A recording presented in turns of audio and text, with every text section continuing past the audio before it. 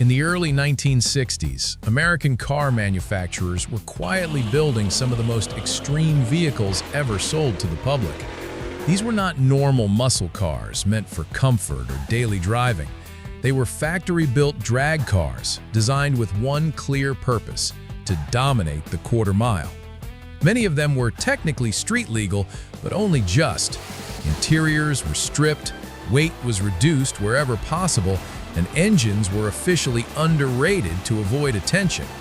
These cars became so powerful and controversial that they eventually forced manufacturers and racing organizations to step back, ending the era of unlimited factory horsepower. In this video, we will look at 7 of the wildest factory-built muscle cars of the 1960s, starting with number 7 and counting down to the most extreme example ever produced. Number 7. 1963 Chevrolet Impala Z11.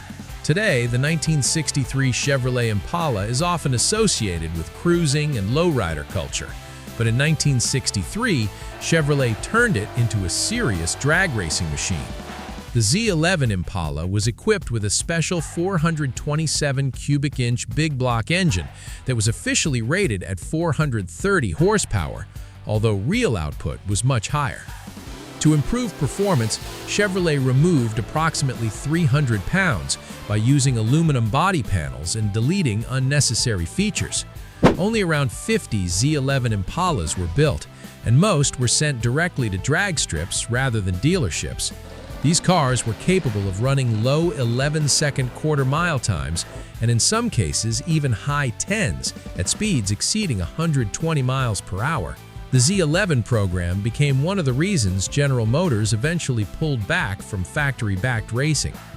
Number 6. 1963 Pontiac Catalina Super Duty. Best known by its nickname, the Swiss Cheese Pontiac, a name earned because Pontiac drilled more than 100 holes into the car's frame to reduce weight.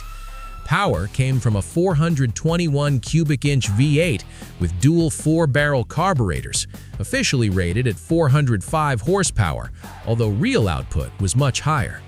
Pontiac used aluminum body panels and a stripped interior to further reduce weight. Only 14 examples of the Catalina Super Duty were built, making it one of the rarest factory muscle cars ever produced. In stock form, these cars were capable of low 12-second quarter-mile times, with tuned versions running in the 11-second range. Today, surviving examples are extremely valuable, with one selling for nearly $670,000 at auction in 2025. Number 5. 1964 Ford Fairlane Thunderbolt. In response to General Motors' dominance, Ford created the Fairlane Thunderbolt by installing a 427 cubic inch high-riser V8 into a mid-sized Fairlane body.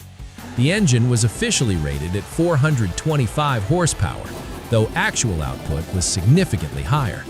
The Thunderbolt featured fiberglass body panels, a stripped interior, and the removal of comfort features to reduce weight.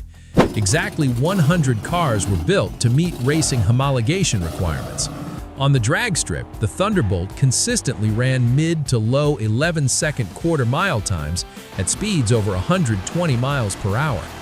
These cars dominated NHRA Superstock competition and quickly earned a reputation as one of the most effective factory-built drag cars of the decade. Number 4. 1964 Dodge Coronet A990. The 1964 Dodge Coronet A990 was designed with performance as its only priority, even if it meant unusual design choices.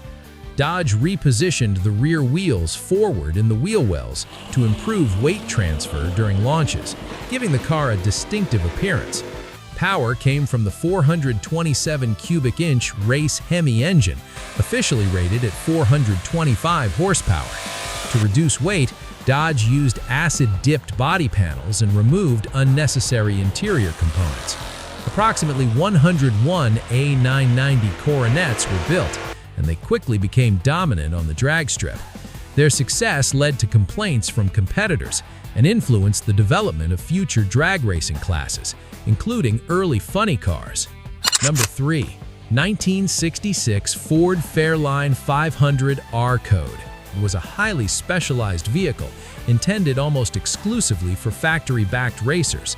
It used the same 427 cubic inch dual 4-barrel engine found in earlier Ford drag cars and was capable of running mid-11-second quarter-mile times. Only 57 examples were produced, and most were sent directly to professional racers rather than the general public. These cars achieved long-term success in NHRA competition and became known for their consistency and reliability. Today, surviving R-Code Fairlines are highly sought after by collectors and often sell for well over $250,000. Number 2. 1968 Dodge Hemi-Dart. In 1968, Dodge installed its massive 426 race Hemi engine into the compact Dart, creating one of the most extreme factory-built cars ever offered. These vehicles were assembled with assistance from Hurst and featured fiberglass front ends, acid-dipped doors, and minimal interiors. Around 80 Hemi Darts were produced, and they were capable of running low 10-second quarter-mile times at speeds close to 130 miles per hour. Although technically street legal, Dodge required buyers to acknowledge that the car was intended for track use only and came with no factory warranty. The Hemi Dart represented the peak of factory drag car development. Number 1. 1968 Plymouth Hemi Barracuda stands at the top of the list as the most extreme factory-built muscle car of the 1960s. Sharing its drivetrain with the Hemi Dart, the Barracuda benefited from better aerodynamics and slightly lighter weight, making it even more effective on the drag strip. Only between 50 and 70 examples were produced, making it exceptionally rare. In race trim, these cars produced close to 600 horsepower and consistently ran low 10-second quarter-mile times. Their dominance was so complete that racing organizations were forced to introduce performance restrictions, yet the cars continued to win. Like the Dart, the Barracuda was sold with no warranty and clear warnings that it was designed for track use only.